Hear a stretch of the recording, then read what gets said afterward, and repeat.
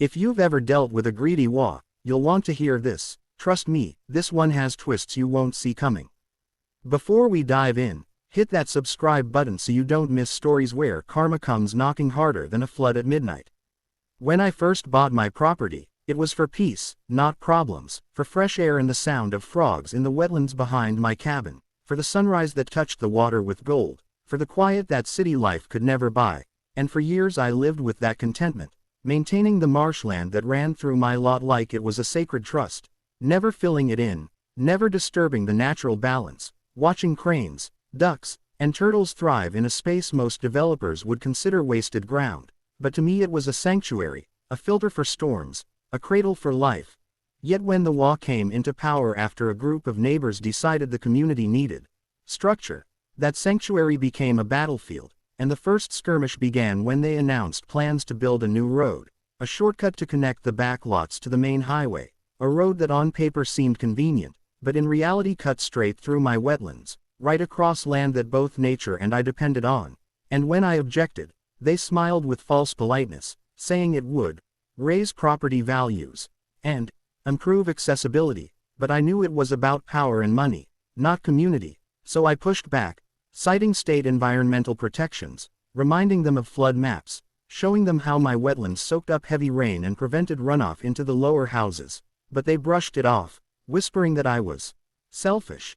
and obstructive, the lone holdout against progress, until one night at a meeting, their president, slick-haired and smug, announced they had secured a special permit that allowed them to proceed despite my protests, and I realized their connections ran deeper than I'd guessed. Some backroom handshake deal with the county inspector, and I knew I was outnumbered. Construction began within weeks, the sound of bulldozers roaring at dawn where birds once sang, the smell of diesel choking out cattails, workers hammering stakes and laying gravel, ripping out reeds like weeds, and I stood there helpless, filming with my phone, documenting every violation, the trenches cut too deep, the silt barriers barely there, the culverts undersized, and when I tried to show the crew foreman the regulations they were breaking, he just smirked, saying, "Orders are orders," before turning his back, and within a month the road rose like an ugly scar across my property, raised above the marsh, cutting the wetland in two, killing fish, displacing turtles, driving off the herons, and with every load of gravel my heart felt heavier, but the HOA cheered themselves, boasting about their accomplishment, sending newsletters about the new access route, congratulating themselves for saving residents 5 minutes of driving time, as if that was worth the destruction of an ecosystem. And when I tried appealing again, higher this time, emailing the state dep, they delayed, shuffled paperwork, gave me generic responses, and I realized bureaucracy was on the HOA's side, or at least indifferent, and I started to believe maybe they'd get away with it, maybe they'd actually win, but nature has its own clock, its own justice, and it was already ticking. By late summer, storms came heavier than usual, rain pounding for hours, the wetlands, shrunken though they were, struggling to absorb the deluge, and where once the marsh would spread the water evenly, now the road blocked flow, acting like a dam, pushing water into directions it was never meant to go, and I saw puddles grow into ponds near the lower lots, residents complaining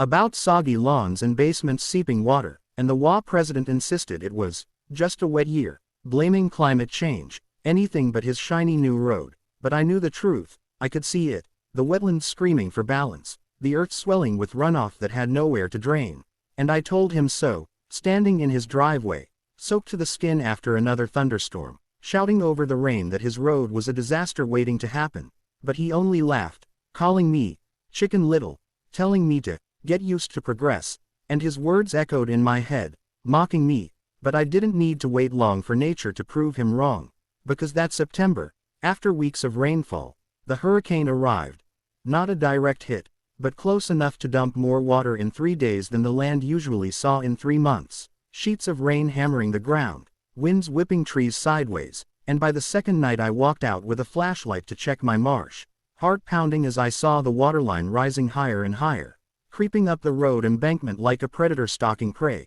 pulling against the gravel and asphalt, pressure building with nowhere to go, until by midnight it happened. The road gave way, a roaring sound splitting the night as water surged over and under, ripping chunks of asphalt like paper, sending whole sections tumbling downstream, culverts collapsing, gravel swept into torrents, and by dawn the road was gone, erased as if it had never been, replaced by a raging flood that carved a new channel through the neighborhood, leaving cars stranded, basements drowned, and the HOA president's backyard swallowed under 3 feet of muddy water. And when I stepped outside that morning, the silence was eerie, neighbors standing in shock, staring at the wreckage, some crying, others cursing, and I admit I felt a grim satisfaction, not because people suffered, but because the wetlands had spoken, had taken back what was theirs, and in that moment karma had arrived like a flash flood, unstoppable and merciless. The HOA scrambled to spin the disaster, sending frantic emails, calling emergency meetings,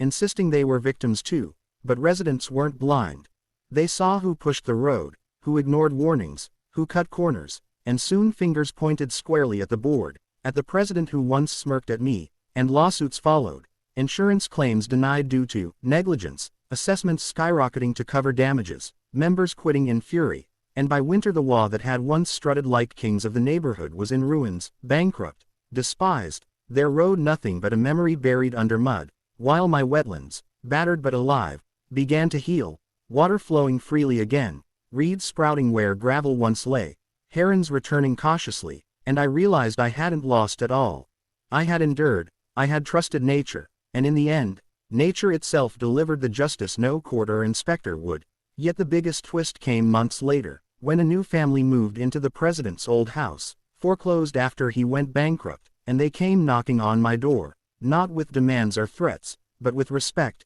asking how they could help restore the marsh, how they could plant, conserve, protect, and for the first time in years I felt hope for the neighborhood, that maybe people had finally learned that shortcuts through nature always come with a price, and that wetlands aren't wastelands but shields, guardians, living systems far older and wiser than any HOA. And as I sat on my porch one spring evening, listening to frogs sing again, I thought back to the night the road washed away, the roar of floodwaters in the dark, and I couldn't help but smile, because while they built with arrogance, nature rebuilt with